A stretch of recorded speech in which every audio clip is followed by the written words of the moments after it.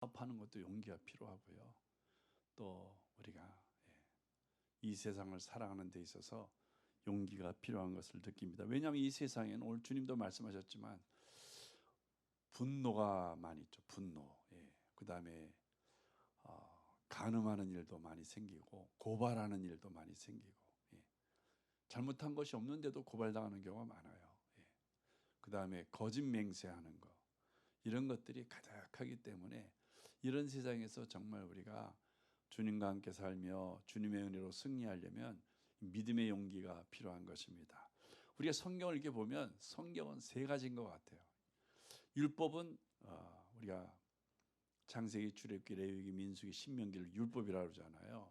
율법은 항상 시작에 너희는 들으라 이렇게 말씀합니다. 율법을 한마디로 딱 요약하면 하나님을 경외하는 거예요. 너희는 들으라, 여호와 하나님을 사랑하라, 하나님을 경외하라, 그거죠. 그래서 뭐 아브라함이나 이삭, 야곱이 어떻게 하나님을 경외했는지 그 얘기를 쓰고 있는 거죠. 요셉이 하나님을 어떻게 경외했으며 다윗과 이런 사람들이 어떻게 하나님을 경외했는지. 또 실패한 사람도 있죠. 사울 같은 사람은 하나님이 택했는데도 하나님 경외하기를 실패한 사람이죠. 그래서 결국은 너희는 들으라, 여호와 하나님을 경외하라, 그거죠. 또 그다음에 선지서가 있죠. 선지서, 옛날 선지자들, 그들은 항상 여호와의 말씀을 백성들에게 전할 때 아마르 야훼, 하나님이 말씀하셨다. 우리 선지서를 집에 가셔서 다시 한번 읽어보세요. 그런 말이 참 많이 나와요. 하나님이 말씀하셨다. 아마르 야훼, 이렇게 이야기하죠. 예수님이 항상 나는 너희에게 이르노니 이렇게 말씀하죠. 나는 너희에게 이르노니. 근데 너희는 들으라 했을 때 백성들이 잘 듣지 않았어요. 듣지 않아서 저들이 정말 엄청난 어려움과 환난을 겪는 걸 볼 수 있고, 또 선지자들이 아마르 야훼, 여호와께서 말씀하셨다. 무엇을 말씀하셨느냐? 여호와께로 돌아오라는 거죠. 돌아오라, 회개하라. 근데 선지자의 말을 듣는 백성들은 하나님께로 돌아오지 않죠. 돌아오지 않는 게 문제예요. 여기서부터 문제가 시작되는 것입니다. 돌아오는 백성은 하나님께서 지키시고 또 회복시키시고 또 하나님께서 복을 주시는 것입니다. 우리는 이런 구약의 사람들을 거울 삼아서 오늘 주님 나는 너에게 이르노니 할 때 이 말씀을 우리 마음에 잘 새겨야죠. 무엇을 말씀하시는지. 여기 보니까 뭐 살인하지 말라, 또는 뭐 너희가 이혼 증서를 써주지 말라, 맹세하지 말라, 그런 것들은 다 율법에 기록된 말씀. 주님께서 왜 이런 율법들을 우리에게 말씀해 주시고 있는지 그 의미를 우리가 알아야 되죠. 예를 들어서 살인하지 말라, 살인했느냐 안 했느냐 그걸 주님께서 따지는 게 아니라 주님께서 말씀하시는 것은 사람의 생명이 귀하다는 거예요. 정말 귀하다, 귀한 마음, 사람의 생명이 귀하다는 걸, 그런 마음을 갖고 있는 사람은 복을 받는다는 거죠. 어떤 사람은 살인하지 않았지만 사람의 생명을 귀하게 여기지 않는 분이 있어요. 그래서 미워하고 멸시하고 그 다음에 거짓 맹세하고 사기치고, 다 사람의 생명을 귀하게 여기지 않는 거죠. 사랑하는 성도 여러분, 그래서 주님께서 오늘 이런 율법들을 통해서 우리에게 말씀해 주시고자 하는 것이 무엇인지 그 의미를 우리가 파악을 해야죠. 우리는 하나님의 택함받고 부름받은 사람들이죠. 예수의 고귀한 보혈로 인해 하나님께 구원받은 사람들입니다. 그래서 우리는 이 주님이 가르치신 말씀을 내 마음에 새겨 영생에 이르는 하나님의 지혜로운 사람들이 되어야 되겠죠. 자, 그래서 우리가 세 가지를 기억해야 돼. 이 말씀을, 예수님의 말씀, 여러 가지 율법들을 많이 이야기했는데 이건 종합적으로 주님께서 세 가지를 우리에게 전해주고 싶은 거예요. 첫째는 우리가 천국을 품는 자가 되어야 된다는 거예요. 천국을 품는 자. 22절에 보니까 나는 너에게 이르노니 형제에게 노하는 자마다, 28절에 나는 너에게 이르노니 음욕을 품고 여자를 보는 자마다, 34절에 나는 너에게 이르노니 도무지 맹세하지 말지니. 그래서 이 세상의 실태를 쫙 보여주시는 거예요. 주님께서 이세 형제에게 노하는 일들이 얼마나, 이웃에게 노하고 친구에게 노하고 노하는 일들이 참 많이 있습니다. 예. 아무리 정당하다 할지라도 사람의 생명을 귀하게 여긴다면 우리가 화를 낼 수 없는 거죠. 예. 하나님께서 우리에게 이성을 주시고 언어를 주셔서 말로 이야기해서 오해를 풀고 용서하고 또 서로 잘못을 이렇게 용서해주고 화목하고 이런 일이 생명을 귀하게 여기는 사람의 모습이지 뭐 그냥 내 발등 밟았다고 막 화를 내고 그냥 막 죽일 듯이 뭐 죽임을 당할 만한 일도 아닌데 발등 밟는 것이 막 죽임을 당할 그런 기세를 보이는 거 다 생명을 귀하게 여기지 않는 모습이죠. 그래서 이런 세상에 일어나는 일들, 분노, 간음, 고발, 거짓맹세 이게 다 세상에서 일어나는 일들인데 이런 것이 없는 나라를 품으라는 거예요. 야, 세상에 이렇게 분노가 많구나. 간음하는 일도 많고 고발하는 일도 많고 거짓맹세하는 일도 많고 이런 것이 없는 세상이 어떤 세상일까? 그 하나님의 나라죠. 오늘 성경에도 34절 같은데 하나님의 보좌를 이야기하잖아요. 또 36절에 큰 성, 하나님이 계시는 큰 성, 우리가 거할 성이죠. 이런 데는 정말 분노하는 일도 없고 간음하는 일도 없고 고발하는 일도 없고 거기는 거짓맹세하는 일도 없고 하다못해 우리가 가장 가깝게 사는 가정에서도 노하는 일, 분노하는 일이 생기잖아요. 가장 정말 천국 같은 가정도 아주 소그룹이죠. 3명 내지는 4명, 많으면 5명. 옛날에는 뭐 10명, 12명씩도 있었지만 지금은 뭐 4~5명 정도뿐이 안 되잖아요. 그 작은 공동체 속에서도 세상의 모습이 드러나잖아요. 때로는 거짓말도 있어요. 그 가정 속에. 본의 아니게 부모를 마음 안 아프게 하려고 거짓말하는 경우가 많아요. 그러잖아요. 자식의 마음을 안 아프게 하려고 거짓말하는 경우. 하다못해 가정도 이런 세상의 모습이 아주 약하나마 들어있는 모습을 발견하죠. 그래서 우리는 천국을 마음에 품는 사람이 되어야 합니다. 세계의 관심은 일본 요코하마 항에 있는 정박해 있는 다이아몬드 이 프린세소에 관심이 많죠. 거기에 3,600명이 타고 있는데 그 중에 285명이 확진자예요. 바이러스 확진자예요. 그 일본 정부가 고민을 못. 이 사람들을 다 돌려보내야 되는데 거기 확진자가 285명 있으니까 이게 어떻게 퍼져나갈지 모르니까 지금 며칠째 거기에 가두고 있죠. 건강한 사람들은 이기적으로 생각. 난 빨리 풀어줘. 난 건강한데 왜 안 풀어주냐. 그런 사람도 없지 않아 있을 줄도 알아요. 그래서 고민이 참 깊어져 가는데 빨리 어떻게 소독하고 빨리 치료하고 그래서 다들 가정으로 돌아가야 되지 않겠어요? 중국에서는 지금 바이러스 확진자가 66,000명. 그다음에 우한에서만 해도 사망자가 1,500명에 이르고 있어요. 이 계속 퍼져나가는 그런 추세에 있습니다. 중국은 잦아들질 않아요. 그래서 지금 일본으로 가는 비행기, 중국으로 가는 비행기가 거의 다 이제 두절된 상태죠.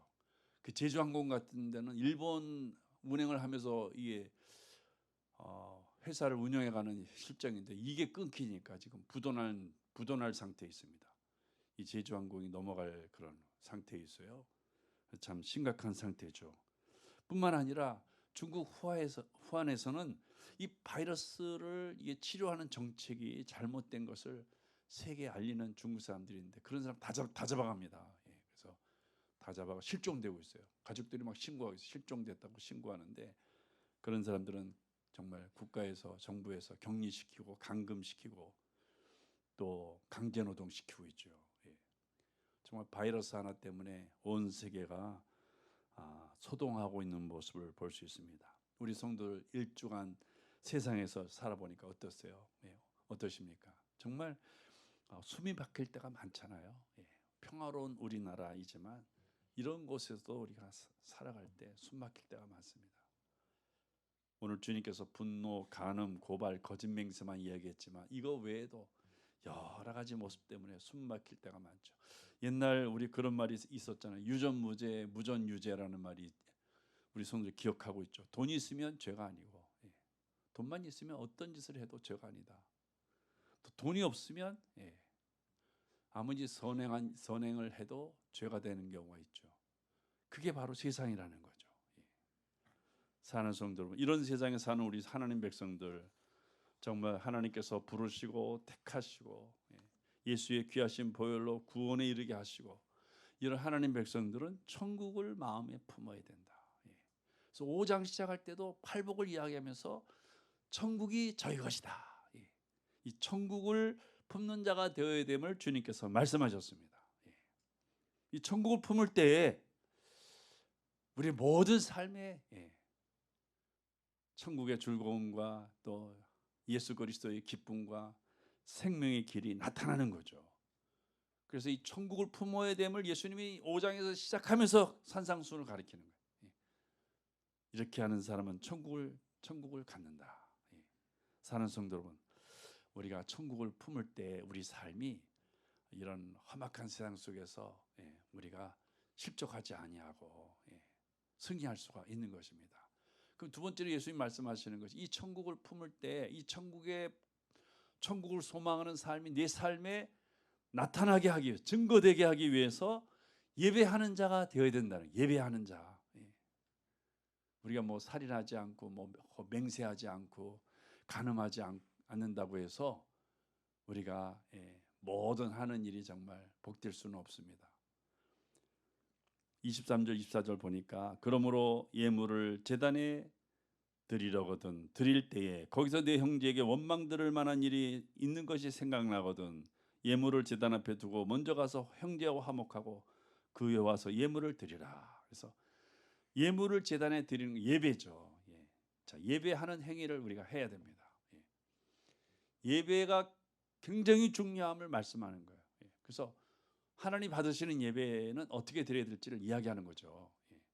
하나님이 기뻐하시는 예배, 우리 예배 드릴 때 우리가 그 예배가 내 삶에 은혜가 되고 복이 되는 그런 우리 예배의 형태에 대해서 이야기하는 거죠. 사는 성도 여러분, 그래서 무엇보다도 예배하는 자에게 천국이 주어진다는 거예요. 천국의 삶이, 분노가 사라지고 또 가정에 평화가 오고 또 우리가 하나님의 약속이 이루어지고 또 고발당하지 아니하고 이런 은혜로운 삶이 예배드리는 자에게 주어진다는 거예요.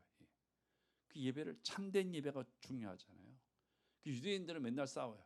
예루살렘에서 예배를 드리는 것이 좋냐? 또 사마리아 사람들은, 유대인과 사마리아 적들이죠. 사마리아 사람들은 그리심산에서 예배하는 것이 좋냐? 맨날 싸워요.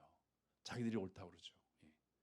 유대인은 자기들은 정말 순수 유대 혈통이라고 해서 사마리아 사람들을 미워하죠. 사마리아 사람들은 완전히 혼혈하거든요. 서로 자기가 드리는 장소가, 유대 사람들은 시온산에서, 예루살렘 시온산에 드리는 예배를 하나님 받으신다. 사마리아 사람들은 자기들의 거처인 그리심산에서 드리는 예배가 옳다. 지금도 그러잖아요. 현대인들도 큰 교회에서 드리는 예배가 진짜다. 작은 교회 드리는 예배가 진짜다. 그 사람들이 큰 교회로 몰려드는 경우가 많잖아요. 근데 주님은 여기서 드린다, 저기서 드린다는 것이 중요하지 않다는 거죠. 어디서 드리든 신령과 진정으로 참 예배, 하나님이 받으시는 예배, 그런 예배를 드리는 사람에게 이 천국이 주어진다는 거예요. 사는 성도 여러분, 자, 그래서 우리가 이 34절에 하나님의 보좌는 예배하는 자가 들어갈 곳이죠. 35절에 큰 임금의 성도, 예배 드리는 자가 거처할 곳입니다. 그러면 우리가 이 예배가 어떤 예배가, 우리 예배 드리는 목적이 뭔가를 먼저 알아야 되겠죠. 예배는 하나님과 나와의 관계를 이렇게 거리낌이 없이 하는 거예요. 쉽게 하면 하나님과 나 사이를 가깝게 하는, 예배하면 할수록 하나님 나 사이가 가까워져요. 우리 하나님 보지 못하잖아요. 내가 하나님 가까워지고 있는가? 그건요, 내 마음이 자꾸 하나님께 예배하고 싶은 마음이 이렇게 자꾸 생기는 거는 하나님과 가까워지고 있다는 거예요. 근데 예배드리고 싶은 마음이 자꾸 쉴까, 건너뛸까, 다음에 할까, 이런 마음이 자꾸 드는 것은 하나님과의 관계가 점점 이렇게 소원해지고 있다는 거예요. 예배를 드리는 목적은 하나님을 깊이 알게 되어서 하나님과 가까워지는 거죠.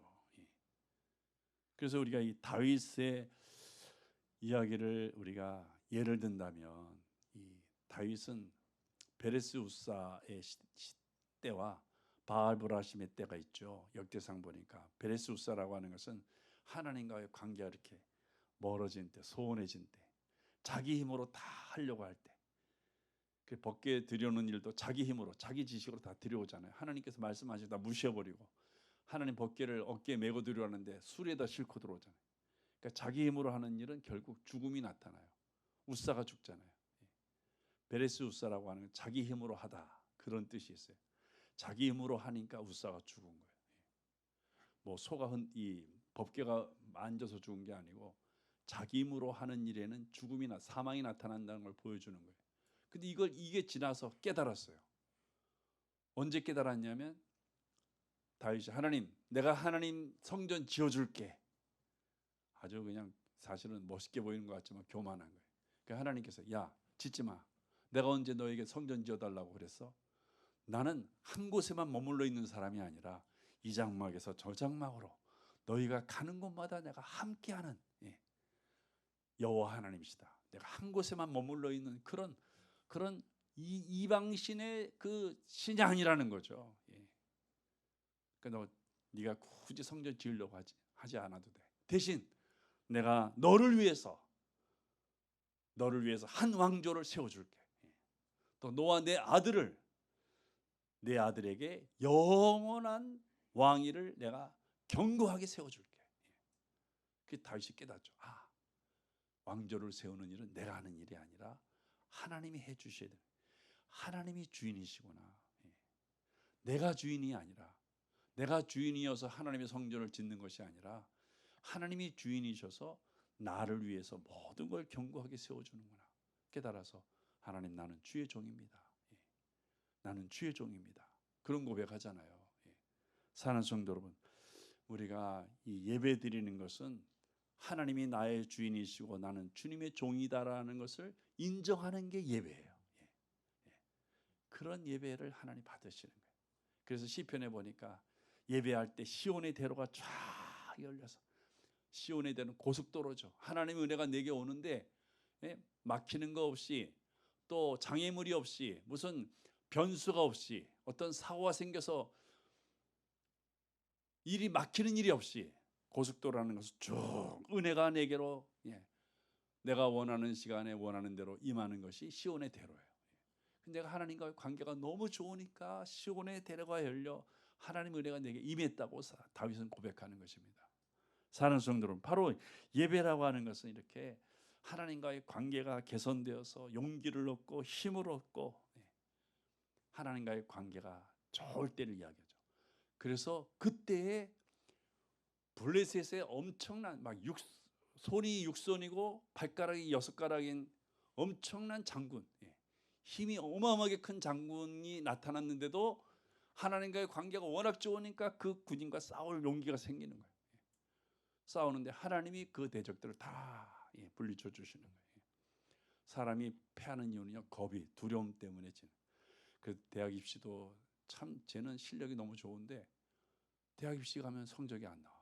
왜냐하면 두려움이 많아가지고, 겁이 많아가지고 자기 실력이 다 나타나지 않는 거예요. 이번에 우리나라 권순우가 이 테니스 세계에서 유망주입니다. 근데 권순우보다 더 실력이 좋은 사람이 정현이인데, 이 정현이는 실력이 좋은데 게임을 하면 져요.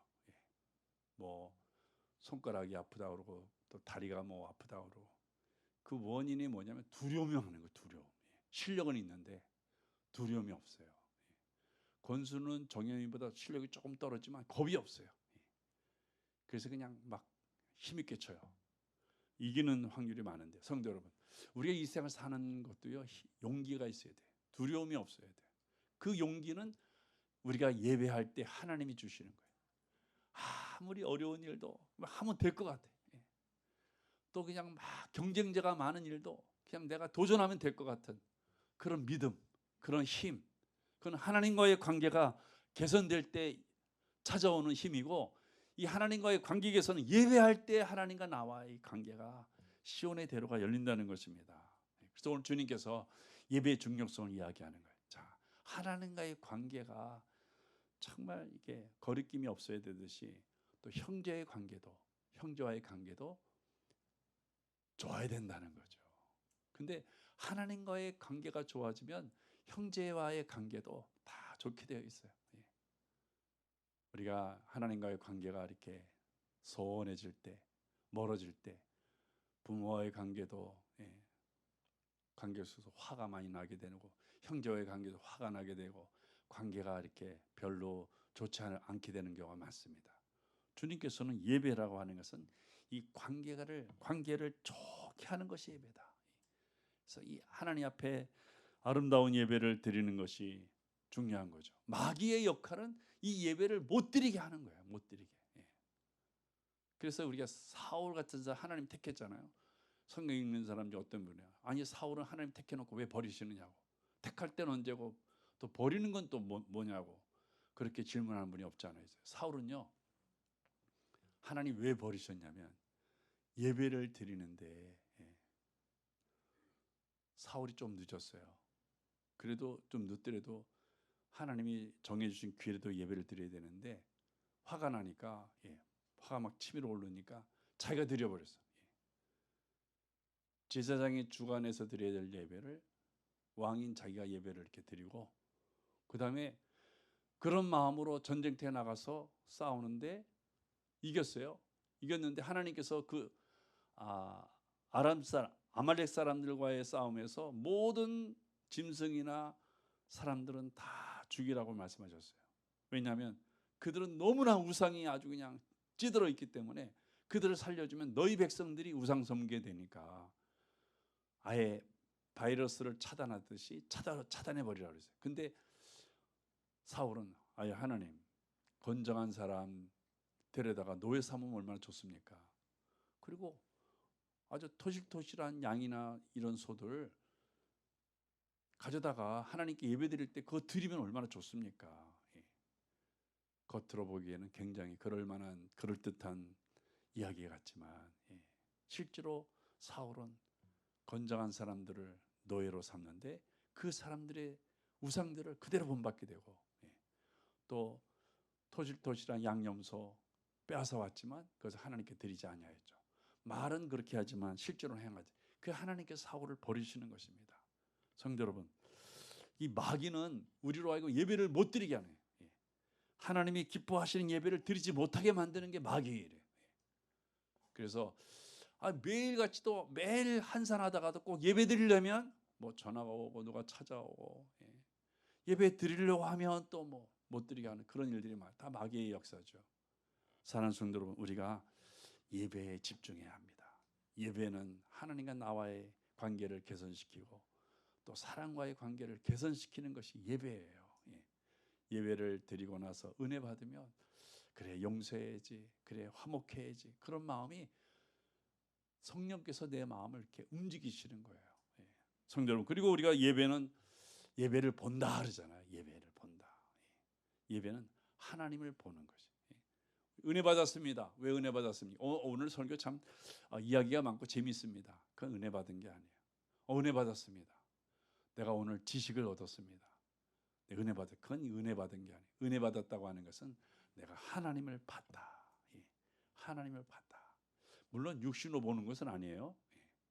그렇지만 확신이 생겨요. 야, 내가 오늘 하나님 봤어. 이제 이번 주간에 내가 무슨 일을 하든지 내가 정말 하나님 날 도와주실 것 같은 믿음이 생겨. 그건 하나님 본 거예요.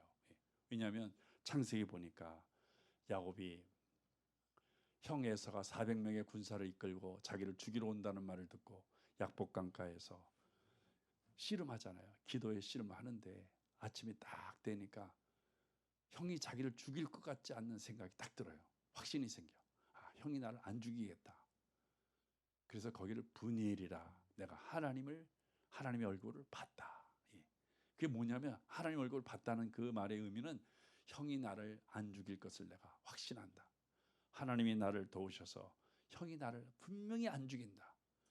그래서 자신 있게 가족들, 재산들을 다 데리고 형을 만나잖아요. 정말 형이 안 죽여. 그게 바로 하나님을 봤다는 의미예요. 어떤 큰 염려와 걱정이 있는데 내가 예배드리면서 확신했다. 이건 염려거리가 아니구나. 하나님 본 사람이죠. 예. 그래서 예배를 본다고 그래요. 우리 이 세상은요, 뭘 봅니까? 사사기 14장에 보니까 삼손 이야기 하잖아요. 14장 1절 보니까 삼손이 블레셋 땅에 들어가 그 여자들의 아름다움을 보고 그중 한 여자를 한 여자를 보았다.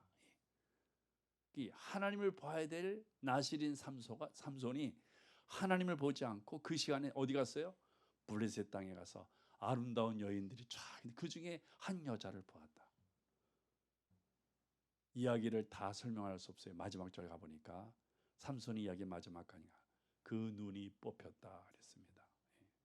우리가 하나님을 봐야 우리 삶이 정말 행복하고 평강하고 은혜가 있는데, 이 하나님 보지 않고 봐야 될 시간에 분노를 보고 간음을 보고 고발하는 것을 보고 거짓 맹세를 보면 결국 그 본 눈이 뽑히는 거예요. 결국 실패하게 되고 절망하게 되고 그런 거죠. 그래서 예배를 본다는 것은 하나님을 보고 생명을 얻는 것을 의미하는 것입니다. 예배를 보는 것은 하나님 보는 일이에요. 확신이 생기는 일입니다. 내가 하는 일에 염려가 없고 걱정이 없고 승리한다는 확신이 생기는 것이 바로 예배, 하나님을 보는 그런 확신인 거죠. 사랑하는 성도 여러분, 결국 믿음이라고 하는 것은 내가 예배를 통해서 하나님을 보았다고는 확신이에요. 그 확신이 생길 때 내 모든 일에 하나님이 도우시는 야곱의 복을 누릴 수가 있는 것입니다. 그래서 성도들은 세 번째, 오늘 주님이 이 율법 이야기를 하면서 우리에게 가르쳐주는 게, 너희가 맹세를 하지 말고, 사람들은 맹세를 잘합니다. 하나님 로또 되게 하면 내가 이 로또 중에 11조 드리죠. 맹세는 잘해요. 근데 맹세 안 지킵니다. 우리가 맹세할 게 아니라 약속을 붙들고 살아요. 약속을 붙들고. 34절에 보니까 나는 너에게 이르노니 도무지 맹세하지 말라. 우리의 맹세는 다 헛된 것입니다. 하나님 믿지 않으세요. 맹세하지 말고 우리는 약속을 붙들어야 돼요. 다윗은 나단 선지자를 통해서 약속의 말씀을 듣죠. 내가 너를 위해서 한 왕조를 세워주겠다. 내 아들을 통해서 너희 영원한 나라를 견고하게 해주겠다. 약속을 들어요. 그 약속을 붙드는 그런 하나의 일환으로 자기 아들 중에 한 사람을 나단이라고 해요. 그 나단이라고 하는 아들을 볼 때마다 약속을 붙듭니다. 그렇지, 하나님이 내 왕조를 세우자. 나는 정말 하나님은 내 주인이시고 나는 하나님의 종이야. 약속을 붙들고 살아요. 그 약속 붙들으니까 용기가 생기고요. 아무리 블레셋 민족이라든지 모압, 암몬 민족, 에돔 민족이 그냥 연합해서 쳐들어와도 전혀 기죽지 않고 나가 싸울 때 하나님이 다 적들을, 바알브라심, 하나님이 다 적들을 물리치셨다. 그렇게 성경은 말씀하고 있습니다. 성도 여러분, 우리가 약속 붙들고 살아요. 주일날 이 성전에 와서 예배드리는 것도 약속 붙들려고. 오늘 하나님이 내게 주신 약속, 너희가 천국을 붙들면 너희 삶을 다 하나님께서 평안하게 해주시겠다고 약속을 붙들고, 그래 내가 확신이 든다. 정말 그 하나님 본 거예요. 그런 마음으로 우리 세상에 나갈 때 세상을 이기는 용기, 내게 능력 주시는 자 안에서 내가 모든 것을 할 수 있다고 하는 그 용기가 생기는 것이죠. 사랑하는 성도 여러분, 다시 한번 말씀을 드립니다. 오늘 이 세상은 분노, 간음, 고발, 거짓 맹세가 가득합니다. 염려가 떠나지 않고 걱정이 떠나지 않고 근심이 떠나지 않고 죽음이 떠나지 않고 있습니다. 이런 세상에서는 하나님의 싸우는 은혜가 있어요. 하나님이 나를 대신해 싸우는 은혜가 있어야 돼요. 천국을 품는 자를 하나님께서 대신 싸우시고, 예배하는 자를 위해서 대신 싸우시고, 약속 붙드는 사람들 위해 대신 하나님이 싸우십니다. 사는 성도 여러분, 오늘 주님이 나는 너에게 이르노니 천국을 품는 자가 되라, 예배하는 자가 되라, 약속을 붙드는 자가 되라는 말씀입니다. 이런 믿음의 삶을 통해 승리하시는 성도들 되시기를 주의 이름으로 축복합니다. 기도하시겠습니다. 아버지 하나님, 너희는 들으라 율법을 전해주었지만 사람들은 지킬 수가 없었습니다. 호아마르 야훼, 여호와께로